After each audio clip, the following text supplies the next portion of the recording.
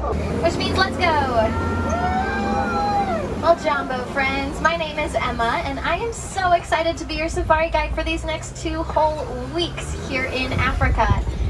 That's right, I hope you packed your bags for 2 whole weeks and brought some extra snacks because I already ate all of mine.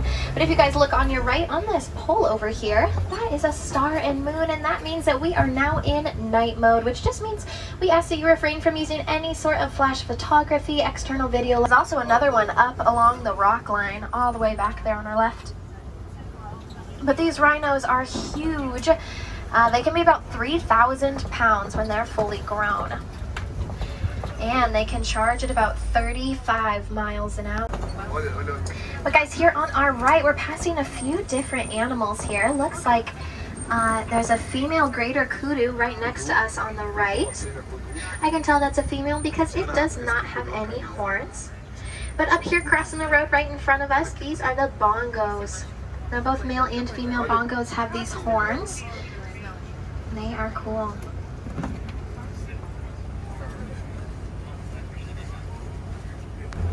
They like to use those horns to move around really quickly, deep in the brush so that they don't have to be seen.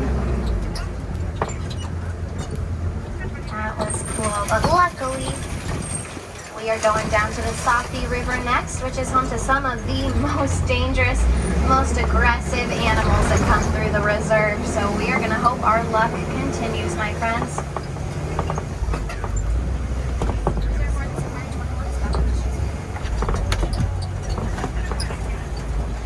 Alright guys, now if you see any ripples in the water over here, that's a pretty good sign of Nile Hippos, and I do see one down here on our right. Looks like it's getting into the water right away over here. It's really common for them because hippos do need to be fully submerged under the water for the majority of their day, and that's just because they are so large and so dense and they don't have any sweat glands. There's a few on the left over here as well. So they've got to keep their internal body temperature down somehow, and the best way for them to do that is just to stay fully submerged under the water. They actually stay there for about 8 minutes at a time without coming up for air. But these beautiful birds here on the left, those are the pink-backed pelicans. They get their name because during mating season, their hide turns a rosy pink color. Just like these Watusi cattle that we see down here on our right. They have those really, really large horns, and those horns look like they would be really heavy, but they're actually not. They only weigh about 2 pounds, which is not heavy at all. They're mostly hollow. They're made up of a honeycomb type structure, and they have some blood vessels that run through there that allow them to release all of their excess body heat. So it's kind of like they have their own personal air conditioning unit right on top of their heads. And you might hear some of my safari guide friends refer to them as the Watusi cattle, which is another name for them. The Watusi people in Africa were the very first ones who ever domesticated them. So they're actually the only domesticated animals that come through here. And they are an ancient species, but it's just like how us humans have unique fingerprints. Those giraffe have the same exact thing with their spots. There's a few more wildebeest on the right, but this baobab tree is looking gorgeous in the sun there.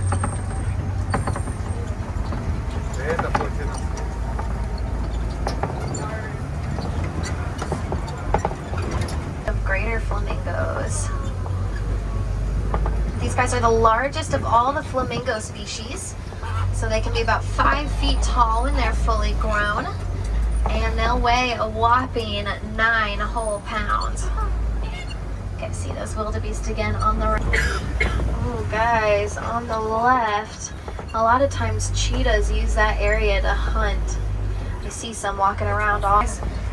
This is called a kopie, and a lot of times prides of lions like to use this kopie as a red lion at the very, very top of it, right up here.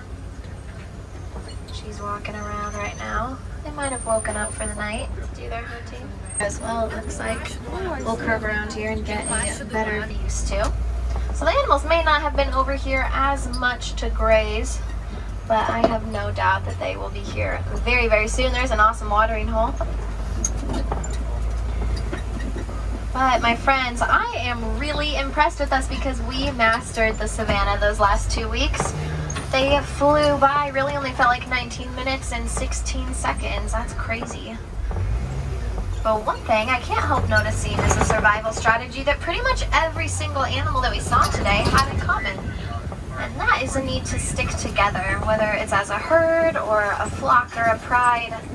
And my friends, now that all of you have visited Harambe with me, you guys are a part of our herd. And it's our duty as a herd to come together and protect one another, both human and animal alike. And one super easy way that you guys can do that I'm really passionate about is to recycle.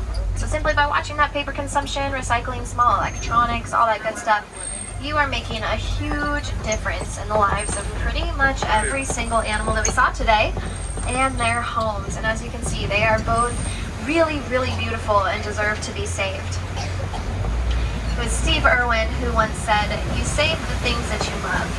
And I definitely think that's true, and I cannot even begin to explain how much we love these animals here. So we're asking all of you guys to help us save them. But I hear the village here on the right, my friends, so it looks like in just a second this is where we're going to have to part ways and say goodbye. But I don't want to say goodbye, because goodbyes are really, really sad, and they sound really final. And I definitely hope you guys come back to visit me again very soon. Again, my name was Emma, and I had a lot of fun with you guys. So instead of saying goodbye, we'll say Kwaherini. And Kwaherini here in Harambe means go well. And I hope you guys do go well, go wild, but most importantly, go make a difference out there. Oh, thanks guys.